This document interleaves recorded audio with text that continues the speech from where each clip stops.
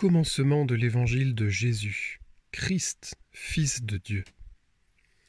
Il est écrit dans Isaïe, le prophète : « Voici que j'envoie mon messager en avant de toi, pour ouvrir ton chemin. Voix de celui qui crie dans le désert : préparez le chemin du Seigneur, rendez droit ses sentiers. » Alors Jean, celui qui baptisait, parut dans le désert. Il proclamait un baptême de conversion pour le pardon des péchés. Toute la Judée, tous les habitants de Jérusalem se rendaient auprès de lui, et ils étaient baptisés par lui dans le Jourdain, en reconnaissant publiquement leurs péchés. Jean était vêtu de poils de chameau, avec une ceinture de cuir autour des reins. Il se nourrissait de sauterelles et de miel sauvage. Il proclamait : « Voici venir derrière moi celui qui est plus fort que moi. Je ne suis pas digne de m'abaisser pour défaire la courroie de ses sandales. Moi, je vous ai baptisé avec de l'eau. Lui vous baptisera dans l'Esprit Saint. » En ces jours-là, Jésus vint de Nazareth, ville de Galilée, et il fut baptisé par Jean dans le Jourdain.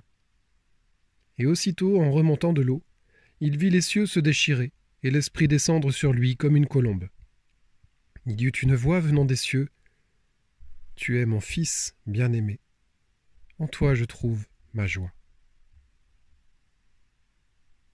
Aussitôt l'Esprit pousse Jésus au désert. Et dans le désert il reste 40 jours, tenté par Satan. Il vivait parmi les bêtes sauvages, et les anges le servaient. Après l'arrestation de Jean, Jésus partit pour la Galilée, proclamer l'évangile de Dieu. Il disait : « Les temps sont accomplis, le règne de Dieu est tout proche. Convertissez-vous et croyez à l'évangile. » Passant le long de la mer de Galilée, Jésus vit Simon et André, le frère de Simon, en train de jeter les filets dans la mer, car c'étaient des pêcheurs. Il leur dit : « Venez à ma suite, je vous ferai devenir pêcheurs d'hommes. » Aussitôt, laissant leurs filets, ils le suivirent.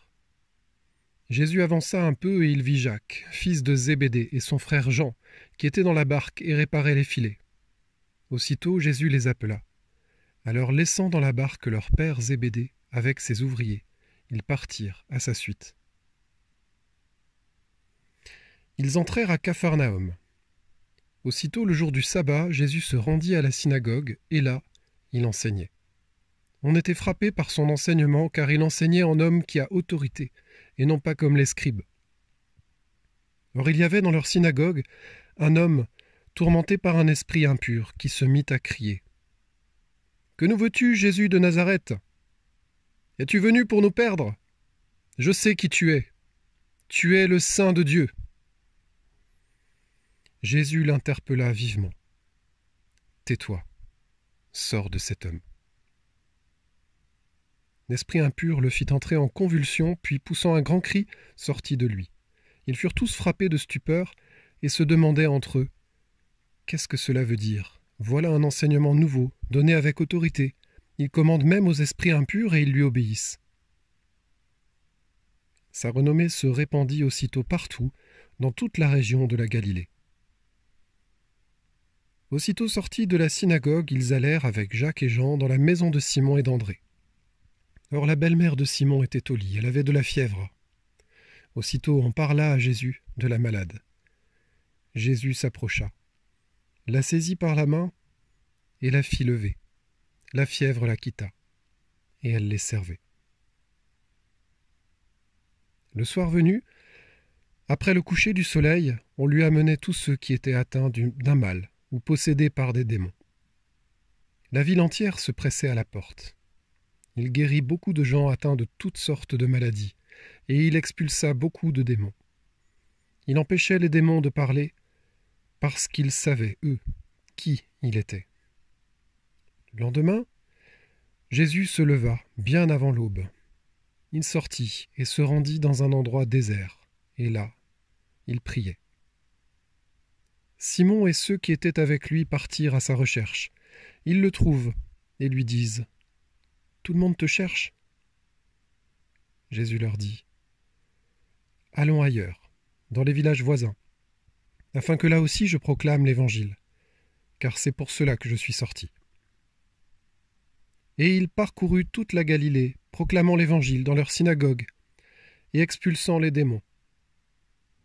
Un lépreux vient auprès de lui, il le supplie, et tombant à ses genoux lui dit : « Si tu le veux, tu peux me purifier. » Saisi de compassion, Jésus étendit la main, le toucha, et lui dit : « Je le veux, sois purifié. » À l'instant même, la lèpre le quitta, et il fut purifié. Avec fermeté, Jésus le renvoya aussitôt en lui disant : « Attention, ne dis rien à personne, mais va te montrer au prêtre, et donne pour ta purification ce que Moïse a prescrit dans la loi. Cela sera pour les gens un témoignage. » Une fois parti, cet homme se mit à proclamer et à répandre la nouvelle, de sorte que Jésus ne pouvait plus entrer ouvertement dans une ville, mais restait à l'écart, dans des endroits déserts. De partout, cependant, on venait à lui.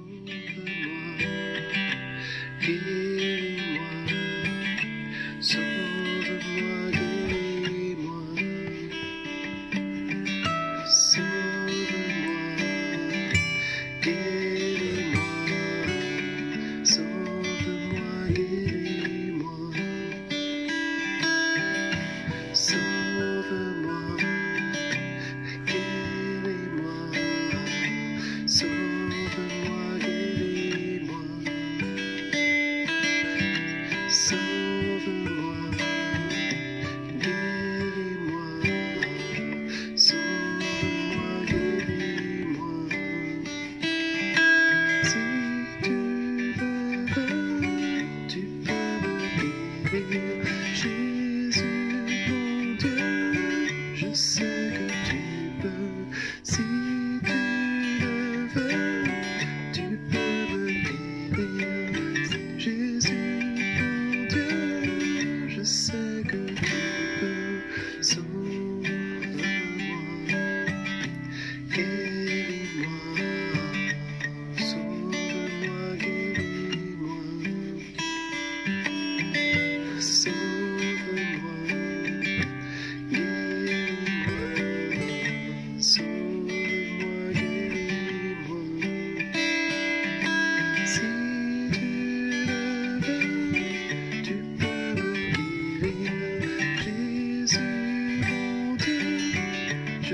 que tu